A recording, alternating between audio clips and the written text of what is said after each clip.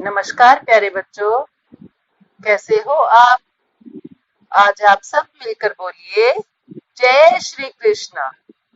बच्चों समझ गए ना आप, क्योंकि भगवान कृष्ण का जन्म दिवस आ गया है जिसे हम जन्माष्टमी के रूप में मनाते हैं।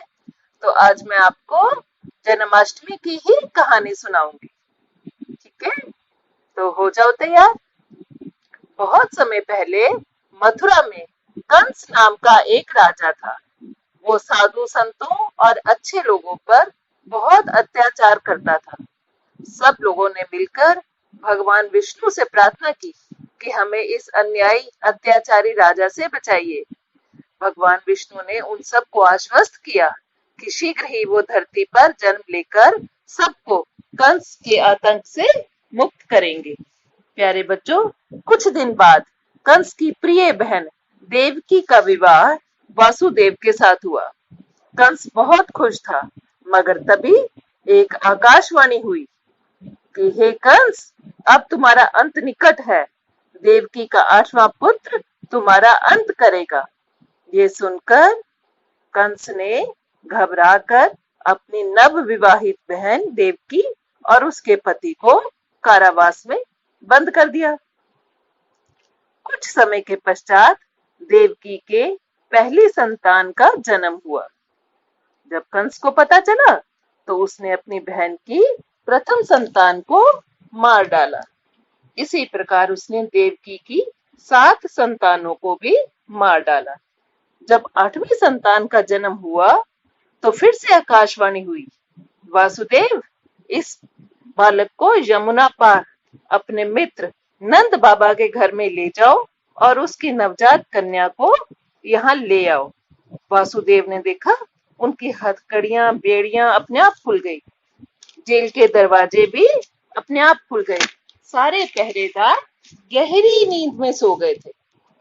उन्होंने अपने नवजात बच्चे को एक टोकरी में रखा और बाहर चले गए। बच्चों, उस दिन बहुत तेज बारिश हो रही थी। यमुना नदी में बहुत ज्यादा पानी था। लेकिन वासुदेव जी ने देखा एक विशाल नाग जिसके कई फन थे। उसने बालक पर अपने फन से छाते जैसा बनाकर बालक को बारिश से बचाया। तब वासुदेव जी ने ये समझा कि ये बालक कोई साधारण बालक नहीं है, बल्कि ये तो कोई दिव्य बालक है। ये अवश्य ही ईश्वर का रूप है। नंद के घर में अपने बालक को रखकर वहां से उनकी कन्या को उठाकर वासुदेव वापस जेल में पहुंचे। बच्चे के जन्म का समाचार सुन कंस वहां पहुंचा और उसने बच्चे को मारने के लिए जैसे ही उस कन्या को उठाया, कन्या देवी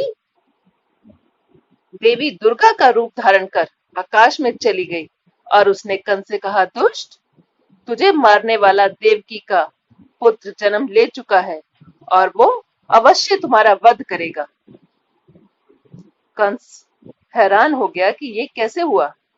बालक कृष्ण यशोदा मैया और नंद बाबा के घर में बड़े प्यार से पाले गए। गोकुल और नंद गांव में उन्होंने बहुत सारी बाल लीलाएं की, गाय चराई, खूब माखन खाया और अपने मित्रों को भी खिलाया और माखन चोर भी कहलाए। उन्होंने कंस द्वारा भेजी गई राक्षसी पूतना, बकासुर और अन्य कई राक्षसों का भी वध किया। केवल 12 वर्ष की आयु में श्री कृष्ण ने अत्याचारी और अन्यायी कंस को भी मार डाला। बड़े होकर उन्होंने महाभारत के युद्ध में अर्जुन को गीता का उपदेश दिया और युद्ध में धर्म को विजयी बना दिया। प्यारे बच्चों, कृष्ण भगवान ने हमेशा धर्म और सत्य का साथ दिया, इसलिए सारे विश्व में उनके जन्म को श्री कृष्ण जन्माष्टमी के रूप में मनाया जाता है। क्योंकि भादो महीने की अष्टमी के दिन आधी रात को उनका जन्म हुआ था, इसलिए जन्माष्टमी कहा जाता है। तो अब सब मिलकर मेरे साथ बोलिए, जय श्री कृष्ण। हाथी घोड़ा पाल की, जय कन्हैया लाल की।